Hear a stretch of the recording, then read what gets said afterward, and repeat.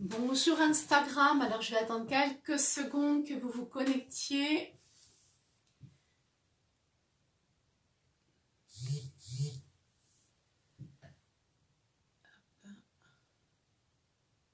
Ok.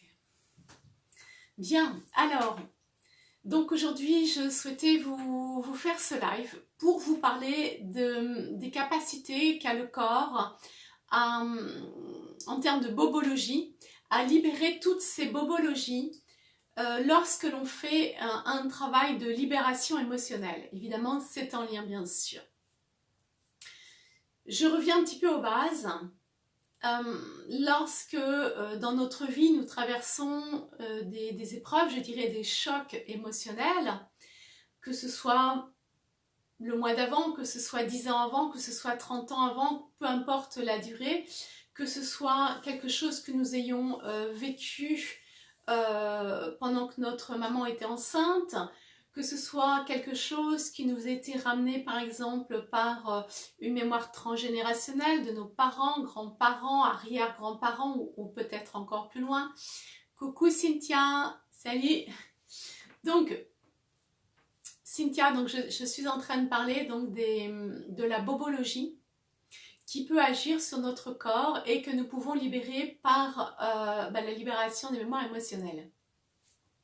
Donc, d'abord, ces impacts émotionnels, on les a pris, on les a encaissés, je dirais, donc comme je disais là, dans notre vie actuelle ou par des mémoires transgénérationnelles ou peut-être aussi par des vies antérieures. Ça, c'est encore autre chose, mais en tous les cas, on peut garder ces mémoires dans le corps. Alors, ça a été prouvé scientifiquement, ça, c'est pas moi qui le dis, hein, ça a été prouvé scientifiquement que ces mémoires sont inscrites dans le corps physique, ça se voit au travers de l'ADN. On peut retrouver des traces dans l'ADN. Donc ça, c'est vraiment quelque chose qui a été, qui vient de sources sûres. Ces blocages donc émotionnels, ils laissent des traces dans l'ADN. Moi, par la lecture du corps, je ne vais pas dire que je vois les traces dans l'ADN, je n'ai pas cette capacité, mais quand je fais cette lecture du corps, en fait, c'est très, très concret pour moi, hein. Je passe par le dessin et je vois réellement sur le dessin les points où il y a des blocages. C'est vraiment très marqué. Alors ça peut être marqué par exemple par des poids que l'on porte au niveau des épaules, que l'on porte au niveau de la nuque. Souvent les personnes me disent bah, tiens oui c'est vrai effectivement de ce côté là j'ai du mal à tourner la tête ou alors j'ai des douleurs dans le dos. Ça peut vraiment se traduire de différentes façons.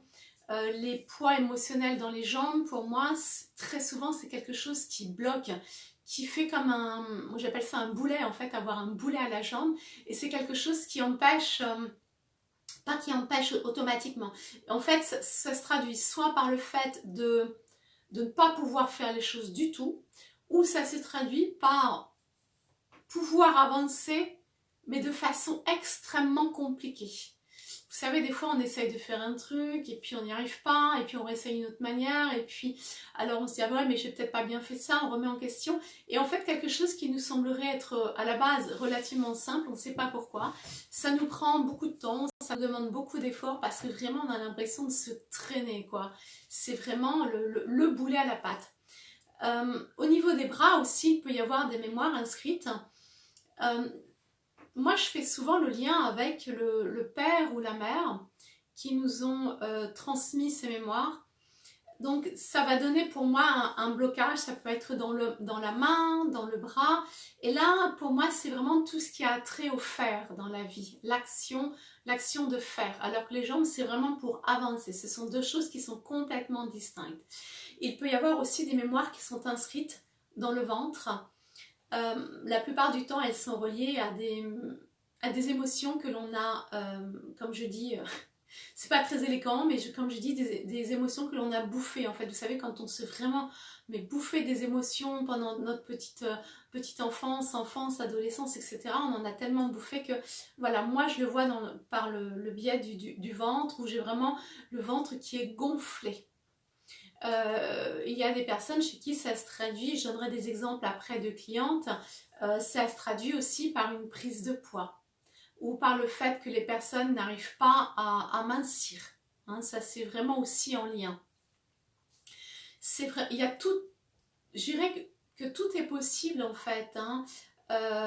Il peut y avoir aussi des douleurs au niveau, enfin des problèmes physiologiques, il peut y avoir des douleurs au niveau de la tête, il peut y avoir des tensions dans le dos aussi, vraiment parce que j'ai aussi des personnes, lorsque je les dessine, elles ont vraiment alors un espèce de sac à dos, ça fait vraiment de profil, elles ont vraiment une bosse qui est marquée dans le dos, qui peut être assez importante. Des fois, c'est assez impressionnant de voir ce genre de choses. Alors, en fait, tous ces blocages qui vont être dans le corps vont parfois amener des douleurs physiques réelles, hein, que l'on ne va pas comprendre. Alors, il y a des personnes qui me disent « Ah, mais je suis allée chez le kiné, je suis allée chez le médecin. » Et puis, en fait, souvent, les médecins, quand ils ne savent pas trop, ils disent « Ah, ben c'est dans la tête, faut vous reposer, faut vous... » Alors, ils ont tort et pas tort parce que, alors moi je vais pas simplifier en disant que c'est dans la tête parce que je trouve ça un petit peu réducteur quand même, mais c'est quelque chose que l'on ne peut pas, que l'on ne contrôle pas puisque ça fait partie des mémoires inconscientes. Il y a des choses dont on a purement conscience et des choses dont on n'a absolument pas conscience, à quel point elles nous ont impacté, à quel point elles sont encore présentes. Même des fois, des personnes me disent « Ah oui, mais pourtant je ne comprends pas, moi j'ai déjà fait un travail avec quelqu'un, j'ai déjà travaillé sur ce plan-là. » Bon, mais à partir du moment où c'est encore inscrit dans le corps et que je le vois, c'est que c'est vraiment encore présent. Et cette personne d'ailleurs m'a dit effectivement, je comprends mieux pourquoi j'ai des tensions. Elle avait des tensions, elle, dans le haut du dos, au niveau des deux omoplates, au niveau des trapèzes, qui devenaient assez lourdes. Comment on fait donc pour cette bobologie qui peut se traduire par différentes façons, hein, des douleurs dans un bras, des maux de tête, des tensions musculaires, des problèmes de digestion, des douleurs dans les jambes. Eh bien, comment on les libère? Simplement lorsqu'on libère le corps de ces mémoires émotionnelles, lorsque vraiment on les nettoie, on les laisse partir, on les met à jour et après on les libère. En général, très souvent, ces douleurs physiques partent. Alors pourquoi je dis très souvent et en général? Parce que je ne peux pas être hyper catégorique, hein. Ça, c'est pas quelque chose de... voilà, c'est des constats que je fais au fil des coachings. Après, je ne l'ai pas prouvé scientifiquement, ça faut être très clair. Mais en tous les cas, il y a des corrélations qui sont parfois assez bizarres. Je vais vous prendre un exemple. J'ai une personne qui est venue vers moi. Elle me dit en fait, puisque mon premier métier, moi j'étais coach sportif pendant presque 30 ans, donc j'aidais les gens à se remettre en forme, à mincir, à être bien dans leur corps et dans leur tête aussi, puisque je suis relaxologue. Et donc elle me contacte en me disant, voilà, moi je voudrais perdre du poids. Et quand elle m'a dit ça, je lui ai dit, écoute, je ne sais pas pourquoi, mais en fait ça ne me parle pas du tout, je ne vois vraiment pas... Bon, elle a insisté, j'ai accepté de l'aider. Et puis, quand j'ai étudié son mode alimentaire, ça a confirmé mon intuition. Je lui ai dit, écoute, non, je suis désolée, mais effectivement, je ne peux rien pour toi. Si vraiment tu veux passer par ce système-là, bah, écoute, va voir un médecin, un nutritionniste, fais-toi aider. Mais en tous les cas, moi, je suis dans l'incapacité de t'aider si je dois passer par le régime alimentaire. Parce que quand elle m'a décrit ses habitudes alimentaires, comme je lui ai dit, moi si je mange ce que tu manges, je perds tout de suite 2 kilos, c'est juste pas possible. Et puis donc je lui ai expliqué en fait que moi je ressentais qu'elle avait beaucoup de blocage émotionnel. Et donc je lui ai proposé de la coacher, en lui laissant bien sûr le temps de réfléchir. Elle est revenue une semaine après me disant c'est ok, je suis prête. Je l'ai coachée. Et puis un jour, elle me dit, bah en fait, tu sais, Cathy, depuis que j'ai commencé le coaching, j'ai commencé à perdre du poids. Alors qu'on n'avait absolument pas du tout travaillé en ce sens. C'était pas du tout... on était en train de travailler justement sur des mémoires, puisqu'elle avait une énorme mémoire depuis l'âge de 17 ans. Elle avait eu un très gros choc, un accident extrêmement violent, physiquement parlant. Et... ben en fait, en travaillant sur cette mémoire, ça l'a libérée, ça lui a permis de réguler son alimentation encore sous une autre forme, mais c'est quelque chose, c'est ce qu'elle me dit, en fait, je n'ai absolument pas du tout contrôlé, c'est le corps qui guide, hein. on ne maîtrise pas tout, hein, c'est vraiment les choses qui se font dans l'énergétique, dans l'invisible, je dirais, c'est le corps qui guide. Et donc, elle a perdu le poids qu'elle voulait perdre. Donc ça, c'était quand même une expérience assez incroyable. Bon, que je pensais, mais bon, moi, j'avais pas la certitude. Hein, vous savez, c'est toujours... C'est pas évident, en fait, je peux pas m'engager à faire des promesses, puisque moi, je ne sais pas comment la personne va réagir, comment le corps va réagir, puisque c'est un travail que nous faisons en binôme. Donc, je n'ai pas plein pouvoir sur ce qui va se passer. Personnellement, j'ai fait un travail sur moi aussi pour les mémoires bloquantes, mémoires énergétiques. Moi, j'ai eu des problèmes alimentaires que j'ai encore un petit peu. J'ai eu des problèmes alimentaires, mais vraiment quelque chose de très très très violent. J'ai consulté X spécialistes, j'ai fait des tonnes d'examens, des dizaines vraiment de prises de sang. J'en ai vraiment fait depuis, je dirais depuis 2008. Ça a commencé vraiment, c'était l'explosion pour moi en 2008. On ne m'a rien trouvé. Voilà. Donc vous allez me dire c'est génial, ouais c'est génial, mais ça ne résout pas le problème. Et puis j'ai commencé un travail sur moi il n'y a pas très longtemps parce que je me suis dit bah tiens c'est un petit peu ballot, j'aide les gens et je ne m'aide pas. Donc j'ai commencé un travail sur moi, un travail de conscience sur la mémoire du corps, sur le ressenti du corps. En fait, j'ai fait ce propre travail sur mon propre corps. Et comme par hasard, je peux remanger beaucoup d'aliments que je ne pouvais plus manger. Comme le sucre par exemple, c'est quelque chose que je ne pouvais absolument pas du tout manger. Moi quand je mangeais du sucre, dans les 10 minutes qui suivaient, j'étais obligée de m'allonger tellement j'étais épuisée, vidée, fatiguée. Mes jambes ne me portaient plus. Mes jambes, j'étais obligée de me tenir pour marcher réellement. Hein. C'était vraiment un handicap. Donc de ce fait, je ne mangeais plus. Et deuxième chose, je ne pouvais absolument pas du tout manger d'aliments qui pouvaient contenir du maïs. Et croyez-moi, du maïs, il y en a dans beaucoup de choses. On ne s'en rend pas compte. Moi, j'ai l'habitude depuis des années d'éplucher la composition de tous les produits que j'achète. Bien que je cuisine, mais on achète quand même des produits tout prêts, hein, comme des biscuits apéritifs, pour pas citer. Et il y a énormément de choses dans lesquelles il y a du maïs et glucose de maïs, des choses comme ça. Hein. Et puis, j'ai retenté l'expérience il y a pas longtemps, il y a une quinzaine de jours. J'ai mangé des biscuits apéritifs dans lesquels il y avait énormément de maïs. Je n'ai plus rien. J'ai poussé le vice. J'ai poussé le vice à manger presque un paquet. Vous savez, des espèces de petits, je sais pas, c'est pas des crackers, je sais plus quoi, Belin, pour pas citer la marque, mais peu importe. C'est que du maïs. Et j'ai mangé les deux tiers du paquet. Je n'ai absolument rien eu. Pas de fatigue. Parce que moi j'avais des fatigues, j'avais des douleurs musculaires, j'avais des douleurs articulaires, j'avais des douleurs abdominales.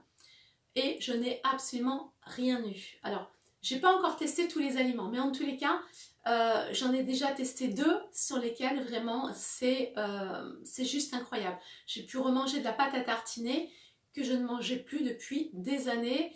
Et il m'est absolument rien arrivé du tout. Donc extraordinaire. Autre expérience, j'ai une autre personne, je regarde, j'ai une anti-sèche. Ah oui, j'ai une autre personne en fait qui a fait un travail avec moi. Et elle m'a dit en fait qu'elle avait des douleurs à une épaule. Alors comme par hasard, hein, c'était l'épaule qui était reliée bien sûr à une mémoire. Et elle me dit ça fait des années que j'avais mal à cette épaule. Et Cynthia, tu la connais, c'est notre coach. Elle dit j'avais mal à une épaule et je ne pouvais plus du tout me servir de mon épaule. Même quand je marchais, j'avais mal à l'épaule. J'étais obligée d'arrêter le sport tellement les douleurs étaient violentes.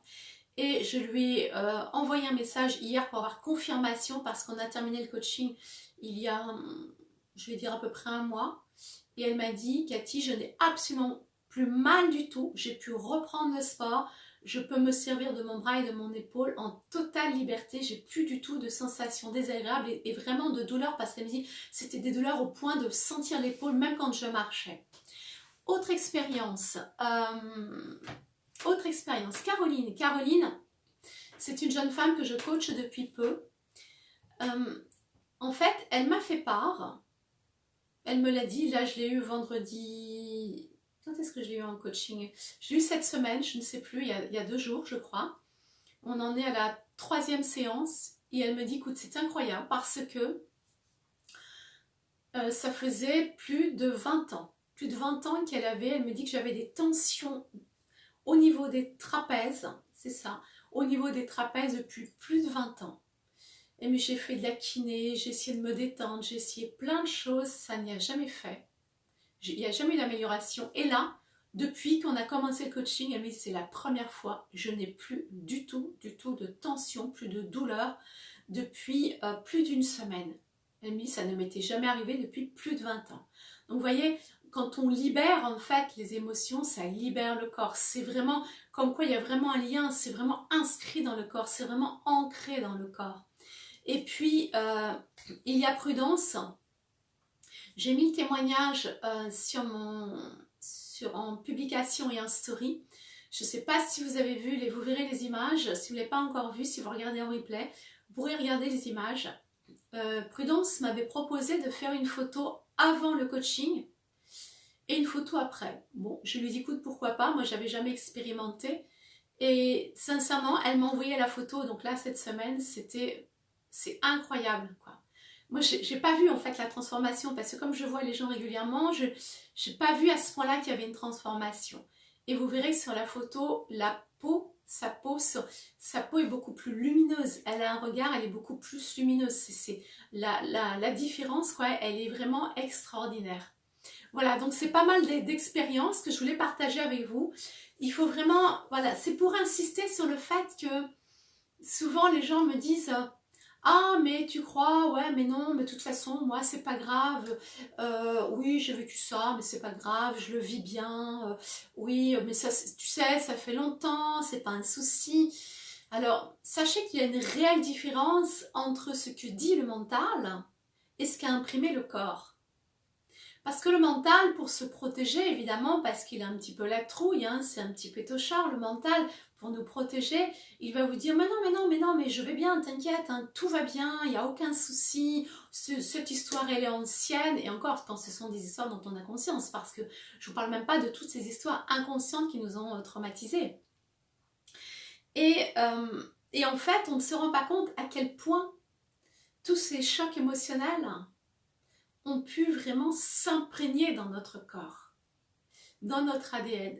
Donc ça, c'est vraiment important d'en prendre conscience et de ne pas hésiter quand on voit qu'il y a des choses qui bloquent, qu'il y a des choses récurrentes, il faut vraiment se poser les bonnes questions et ne pas hésiter à passer à l'action, à se dire, bon, allez, je vais faire un travail avec moi ou avec quelqu'un d'autre, peu importe, hein, je ne suis pas la seule à travailler peut-être sur les mémoires énergétiques, mais c'est important d'oser d'aller faire ce nettoyage pour vraiment se libérer.